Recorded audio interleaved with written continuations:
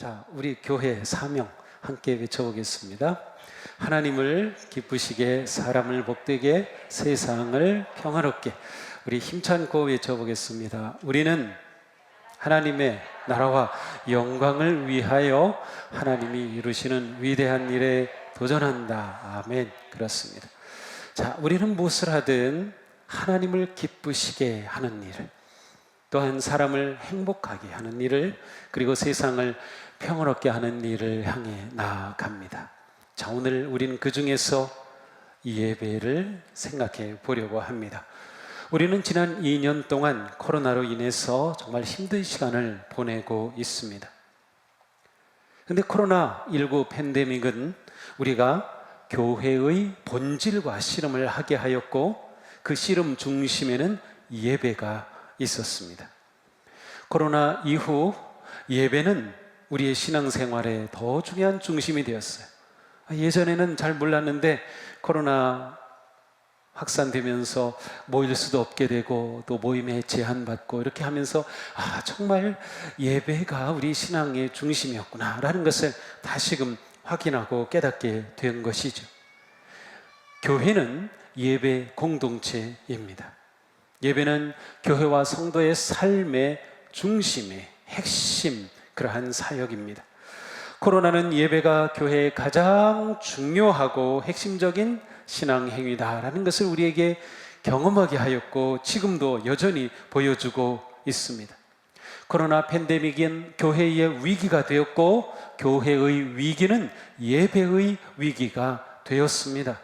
그래서 우리는 이것을 가지고 지금 실험하고 있는 것이죠.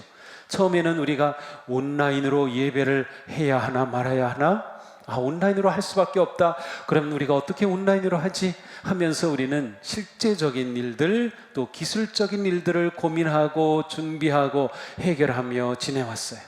또 우리 교회에서는 자체적으로 미디어 리모델링을 하면서 또 이 시대의 이러한 상황 속에 잘 대처해 왔어요. 그러면서 우리는 동시에 아주 중요한 것을 생각했습니다. 과연 예배의 본질이 무엇인가? 하나님이 기뻐하시는 예배, 영과 진리의 예배, 하나님이 받으시는 그러한 예배는 어떤 예배일까를 계속 고민해 오고 있습니다. 코로나는 우리가 이렇게 예배를 생각하게 함으로 우리에게 부족했던 것이 무엇인지도 보게 하였습니다.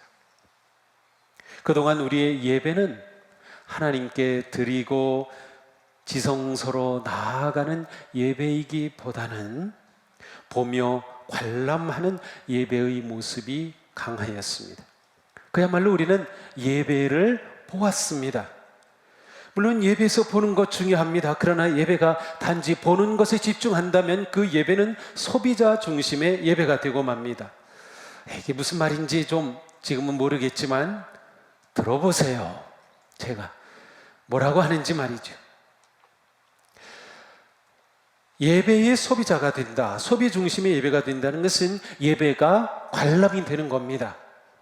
그 예배는 우리가 보는 것에 집중하는 거예요. 그리고 무엇인가 내가 보면서 내 만족을 느끼게 되는 예배인 거예요. 그런데 키르케고르라는 철학자가 이런 말을 했어요. 예배의 대상은 하나님 한 분뿐이시다. 예배를 받으실 분, 우리의 예배를 보시는 분은 오직 하나님 한 분이십니다.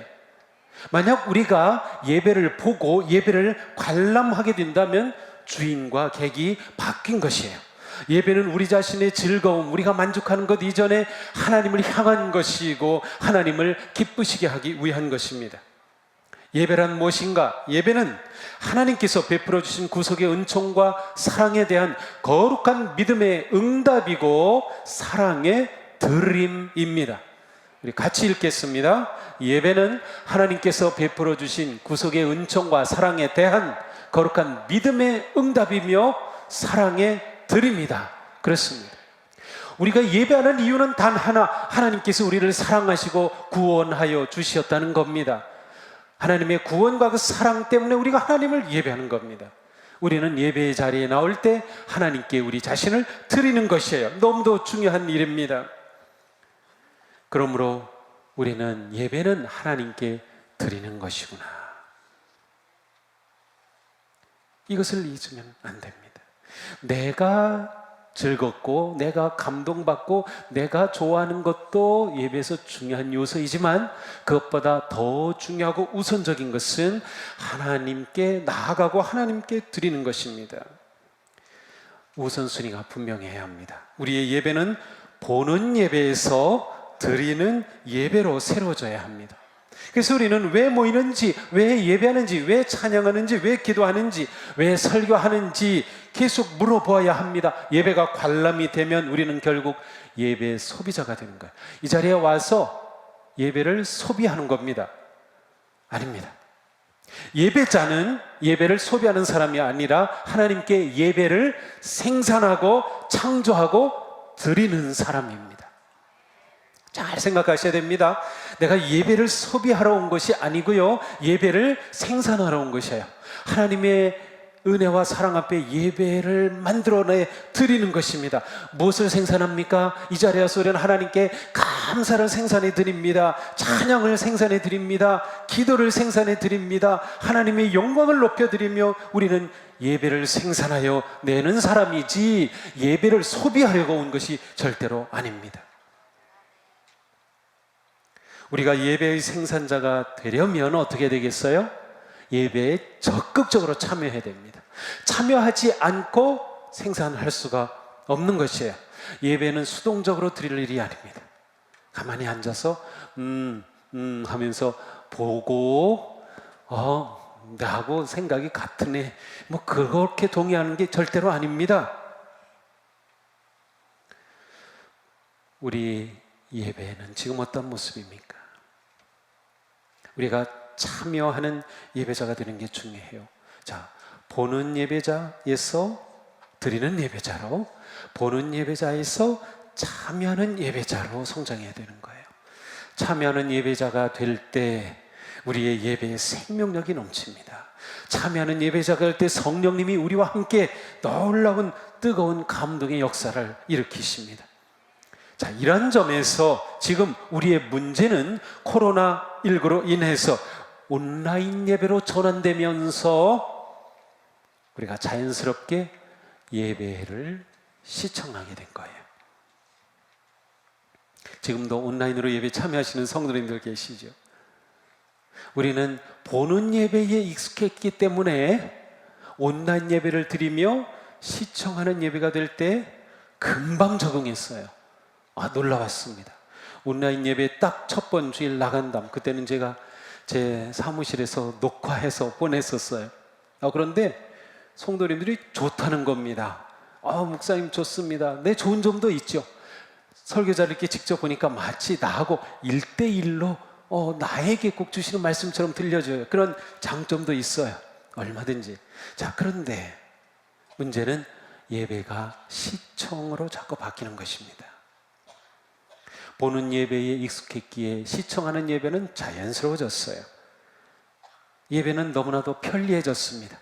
이렇게 현장에 예배 오려면 시간이 있으니까 미리 일어나셔야 되고, 예쁘게 단장도 하셔야 되고, 옷도 잘 입으셔야 되고, 늦지 않게 오셔야 돼요. 그런데 집에서 예배하면 얼마나 편합니까? 신경 쓸 것도 없고 그냥 켜면 나오고 말이죠. 그런데 예배가 시청이 되면 진정한 예배일까? 우리는 물어볼 수밖에 없어요. 예배를 시청하다 보니까 어떤 일이 일어납니까? 우리 온라인 쇼핑 많이 하시나요?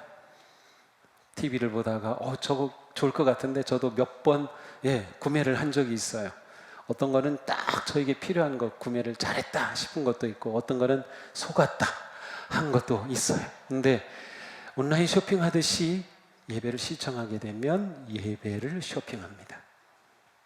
지금은 그런 것들이 좀 줄었을 것 같아요. 왜냐하면 쇼핑 다 해봤으니까 이제. 근데 처음 온라인 쇼핑하면서 우리 교회 예배 드리다가 아니면 드리기 전에 다른 예배 교회는 어떻게 드리지? 한번 가서 보기도 하고, 이 목사님 설교 진짜 감동적이다. 이 목사님 다음에 또 들어야지. 저장해 놓고 그러면서 예배 쇼핑, 설교 쇼핑, 교회 쇼핑. 하나님께서 받으시는 예배는 어떤 예배일까요? 그러므로 우리가 현장에서든 온라인으로 예배를 하든 이 예배가 하나님이 기뻐하시는 예배가 되기 위해서 적극적으로 참여하여 생산하는 것이 매우 중요합니다. 시청이 문제인 것은 내가 자꾸 수동적으로 되는 거예요. 관람하려고 하는 거예요. 관람하게 되면 내가 평가하게 됩니다. 아, 저거 잘했다. 저거 은혜롭게 나의 귀에 쏙쏙 들어오네. 아, 나하고 생각이 똑같으네. 평가하게 되는 거예요. 그렇지 않습니다. 진정한 예배는 그럴 수가 없어요. 온라인으로 한다 하더라도 예배에 적극적으로 참여해야 돼요. 준비해야 합니다. 예배 자리 안방에서 드립니까? 깨끗이 청소하고, 교회 다니지 않는 남편이 당신 무슨 일이야?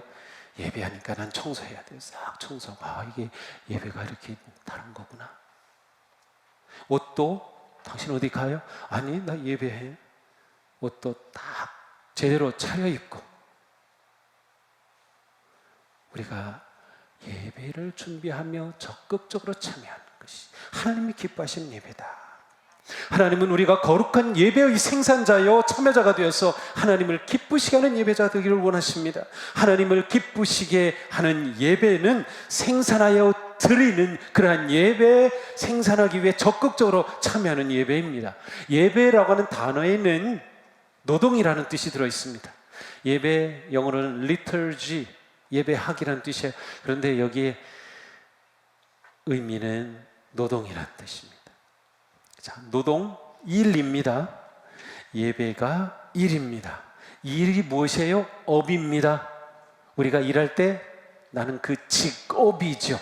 내가 일할 때 내 사업이죠. 그렇습니다. 성도의 업이 예배입니다. 예배가 성도의 업이에요. 이걸 아셔야 돼요. 이걸 기억해야 돼요. 따라서 예배가 죽으면 다 죽을 수밖에 없어요. 무슨 핑계를 대더라도 예배 자리에 오지 않으면 그 영혼은 하나님과 멀어질 수밖에 없어요. 어떻게 해서라도 예배를 지키기 위해서 올 수 없으면 온라인으로 예배를 지키면서 어디에서든 예배를 지키지 않는다면 우리는 멀어질 수밖에 없어요. 우리 신앙은 점점 약화될 수밖에 없어요. 예배는 노동입니다. 성도의 거룩한 노동이 예배입니다. 우리 예배가 하나님을 기쁘시게 하는 예배가 되도록 우리는 예배를 거룩한 노동이 되게 해야 합니다. 편리함을 추구하면 안 돼요. 예배 자리에 오기 위해서 우리가 준비하는 과정, 걸어오든 운전하고 오든 그 과정이 얼마나 중요한지 모릅니다. 이 과정이 생략되면 한 주간 드리는 이 예배를 통해 세워지는 그 거룩함을 우리가 상실하게 됩니다. 아무것도 아닌 것 같은데 이게 너무나 중요합니다. 우리는 예배를 가장 중요하게 여기며 열심히 믿음 생활을 해야 돼요. 한국 교회 성도들은 사실 예배를 정말 전 세계로 볼 때 예배하는 그러한 성도들이었어요. 제가 미국에서 미국인 교회 목회할 때는 주일 낮 예배 딱 한 번 드리면 끝. 저녁 예배 없고 수요 예배 없고 금요 예배 없고 아무것도 없었어요. 그런데 한국 교회는 주일 예배, 저녁 예배, 새벽 예배, 수요 예배, 금요 예배, 정말 예배 잘 드리는 교회, 한국 교회 성도들이었습니다. 주일 성수, 그렇게 하면은 아무도 꼼짝 못했어요. 주일에 하나님 앞에 예배 드리는 거지. 그리고 우리는 다 그것에 동의하였고 그것이 좋다고 믿었고, 그리고 정말 우리는 그러한 생활을 해왔어요. 자, 그런데 우리가 이렇게 예배를 열심히 잘 드렸는데 부족한 게 있었어요. 그게 무엇인가? 그것은 예배를 삶과 연결시키지 못한 것이에요. 예배를 삶과 연결시키지 못했어요. 삶과 분리된 예배, 세상과 연결되지 못한 예배가 우리 예배의 가장 부족한 부분입니다. 코로나 팬데믹이 시작되었을 때에 교회는 대면 예배를 어떻게 해서든 드리려고 하였어요. 그것이 어렵게 됐을 때는 온라인 예배를 드리기 위해 온갖 힘을 모았습니다. 이렇게 예배를 지키려고 한 것은 너무도 잘한 것이에요. 그런데 더 신경 써야 했던 것 중에 하나는 바로 우리의 예배가 삶과 연결된 예배가 되게 하는 것이었습니다. 그동안 우리의 생각이 예배하면은 이렇게 정해진 공간으로 딱 제한되어 있고 그 한계 안에 있었기 때문에 예배가 삶과 연결되어야 한다는 부분을 많이 놓쳤습니다. 사실 저는 삶이 예배다라는 설교를 우리 교회에서 10번 이상 했습니다. 제가 예배에 관한 설교를 아마 무진장만이 했을 겁니다. 책으로까지 냈잖아요. 예배에 관해서. 그리고 항상 예배가 삶과 연결됨을 얘기했어요. 그럼에도 불구하고 우리는 이 점에 많이 부족했던 것이죠.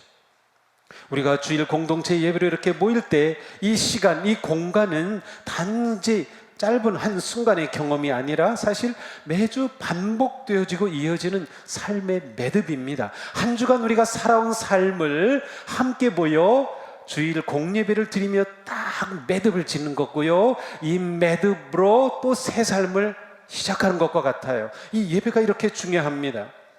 대나무를 보면 마디마디가 있어요. 그 마디가 없다면 그냥 쭉 하나라면 대나무는 그렇게 20m, 30m 뻗어 올라갈 수 없습니다. 그냥 넘어지고 말 겁니다. 이 마디가 굉장히 중요하죠. 대나무가 쭉 나오기 위해서는 5년, 6년, 7년 땅속에 딱 준비하고 있어요. 딱 준비하고 마디마디를 딱 이렇게 압축하고 있다가 죽순이 나오기 시작하면 하루에 30, 50cm 팍팍팍팍 올라갑니다. 일주일 새에 다 커버려요. 대나무의 특징이에요. 근데 그거 겉으로 그렇게 보이지만 사실은 5년, 6년 깊이 땅속에서 준비했던 거예요. 마디마디를 딱 준비했던 거죠. 이 마디가 이렇게 중요합니다. 예배를 통해 우리의 삶의 마디가 제대로 묶여지지 않으면 우리의 삶이 무너지게 되어 있어요. 삶의 마디가 되는 예배의 본질 중요합니다. 바로 기억입니다.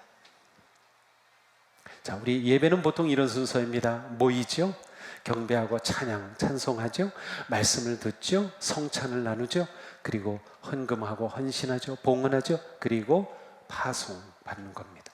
모든 예배는 이 틀 안에 있습니다. 물론 순서가 조금씩 바뀔 수는 있어요. 그런데 이 모든 순서의 가장 중심에 흐르는 주제가 무엇일까요? 기억입니다. 전혀 생각하지 못한 것 같은데 기억이라고요? 왜 기억일까요? 이스라엘 백성들의 예배는 출애굽 사건의 기억입니다. 그것이 초점이에요. 하나님께서 우리를 구해 주시고 자유의 세계로 그리고 가나안 땅으로 인도해 주셨다. 그것을 기억하는 것이 이스라엘 백성들의 모든 예배의 초점이었어요. 출애굽 사건은 기억을 통해 현재 다시 경험이 되었고 그 기억이 되살아나 다음 세대에게 이어졌고 거룩한 민족 공동체가 형성이 되었습니다. 하나님께서는 그들이 기억하도록 제사와 절기를 지키게 하셨어요. 모든 절기는 다 출애굽과 연결되어 있어요. 유월절을 통해 그날 밤을 기억하죠. 장막절을 지키면서 광야에 보낸 그 조상들의 그 기억을 되살립니다. 그때 자녀들이 같이 식탁을 나누며 쓴 나물을 먹으며 무교병을 먹으면서 그 기억을 전수해 줍니다. 그렇게 공동체가 형성이 되었던 거죠. 그들은 기억하기 위해 기도하였고 기억하기 위해 시편으로 노래하였고 기억하기 위해 토라 말씀을 읽었고 들었고 기억하기 위해 제사를 드렸고 기억하기 위해 음식을 함께 나누었습니다. 기억이 그렇게 중요했던 것이죠. 우리 기독교 예배는 이스라엘 백성들의 성전과 회당 예배를 뿌리로 세워졌어요. 그러나 우리가 기억하는 핵심은 출애굽이 아니라 예수 그리스도의 십자가와 부활이에요. 우리의 모든 예배는 예수 그리스도의 십자가와 부활을 기억하는 것이 중심입니다. 초대교회 성도들은 어떻게 하면 우리가 예수 그리스도의 십자가와 부활을 기억하고 부활의 능력으로 살아갈까? 우리가 어떻게 그러한 예배를 드릴까? 그들은 두 가지 기둥을 세웠어요. 바로 말씀과 성찬입니다. 이 말씀과 성찬은 전부 예수 그리스도의 부활, 십자가의 능력을 기억하기 위한 것이었어요.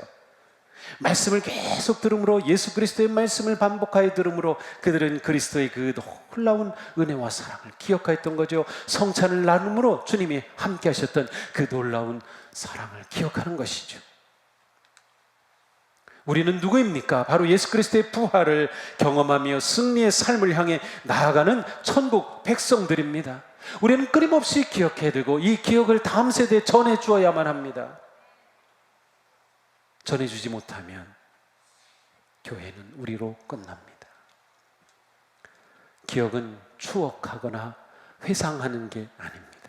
기억은 과거의 사건이 현재 새롭게 경험이 되어 그 놀라운 능력으로 미래를 향해 나아가는 힘이 바로 기억입니다. 우리의 믿음의 순례길에 이 기억이 생명력이 되는 것이에요. 교회는 이 기억의 생명력을 위해 시간과 공간을 구성하였어요. 교회 역사가 그렇죠. 왜냐하면 모이기 위해 무엇이 필요했어요? 공간이 필요했어요. 예배당이 필요했죠. 예배당이 있어야 모이잖아요. 모임이 교회잖아요. 그리스도의 몸이 우리잖아요. 그래서 우리가 모이는 것은 그리스도의 몸으로 우리가 모이는 것입니다. 그러니 모이는 공간이 얼마나 중요합니까? 그러해요 교회는 예배당을 짓고 성당이라고도 부르며 거룩한 공간을 구별했습니다. 이곳은 하나님을 예배하는 곳으로 구별한 것이에요. 예수 그리스도를 기억하기 위해 십자가가 있는 것이에요. 천주교나 동방정교 같은 경우는 안에 성상이나 성물이 많이 있어요. 전부 기억하기 위한 것이에요. 종교개혁 때 이것을 우상으로 생각하고 다 버렸죠. 물론 미신적 요소와 우상적 요소가 있었어요.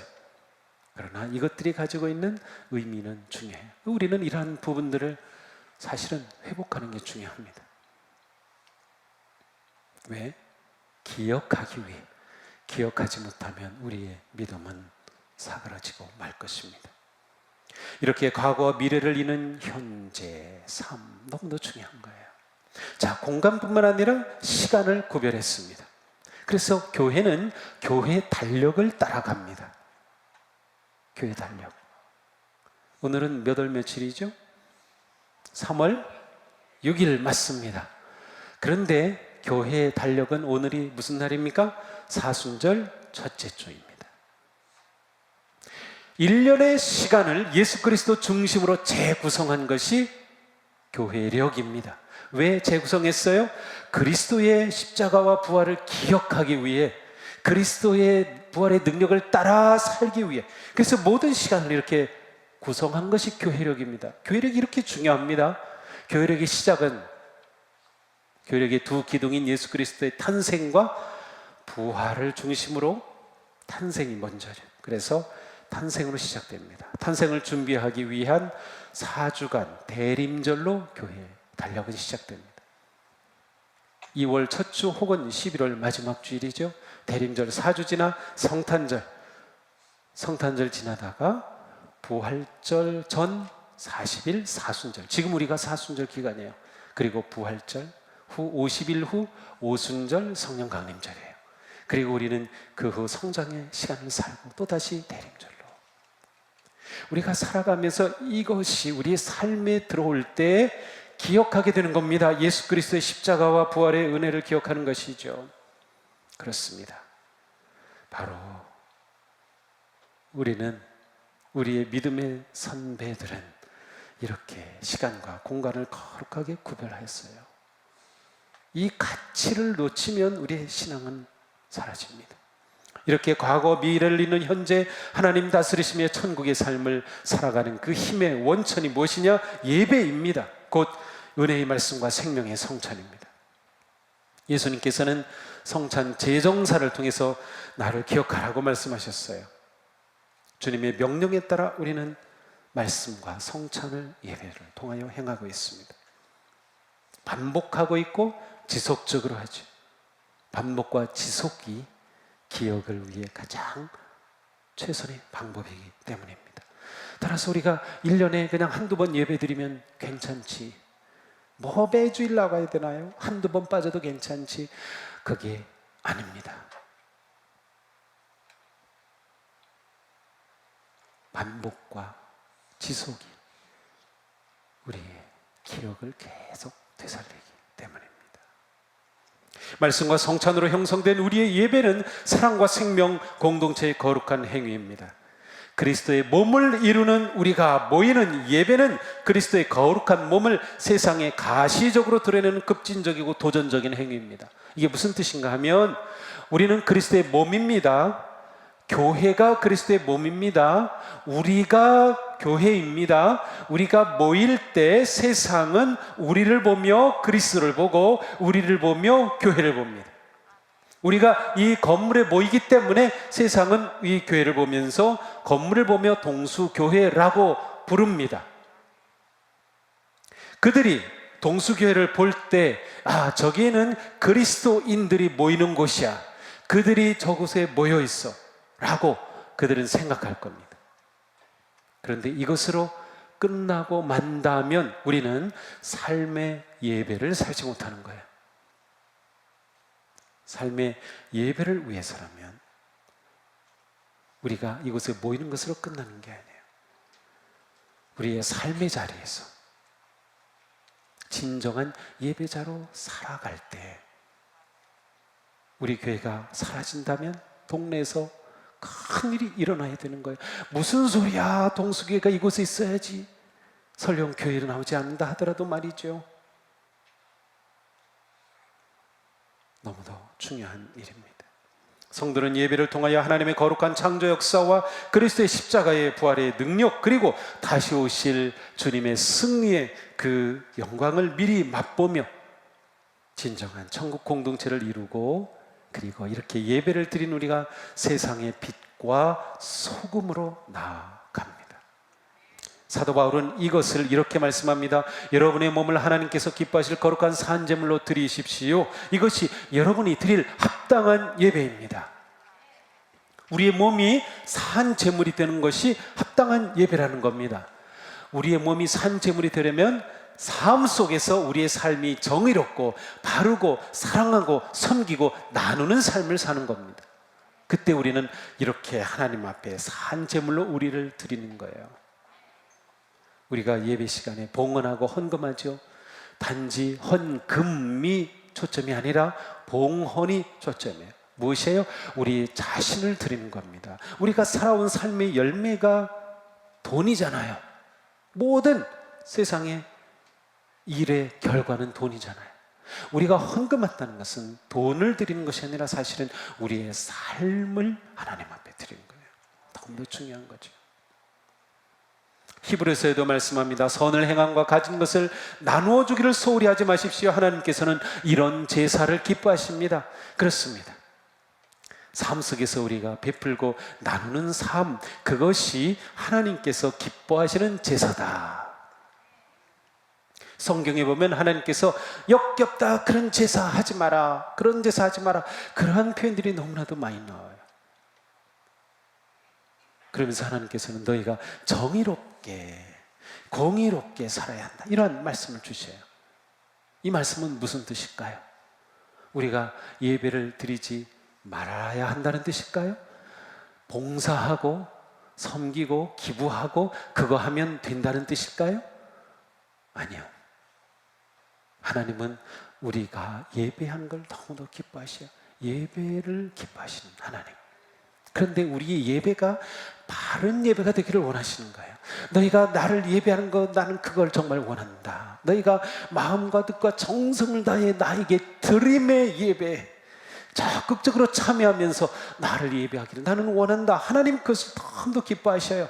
그런데 하나님은 너희가 나를 그렇게 예배한다면 너희의 일상의 삶에서도 그러한 예배자로 살아라. 그 삶이 정의롭고 베풀고 나누는 삶인 겁니다. 하나님은 예배를 부정하신 것이 아니고 온전하지 못한 예배를 책망하신 거예요. 그러므로 우리의 예배는 오늘도 내일도 계속돼야 됩니다. 그리고 우리의 삶이 거룩하게 세워져야 하는 겁니다.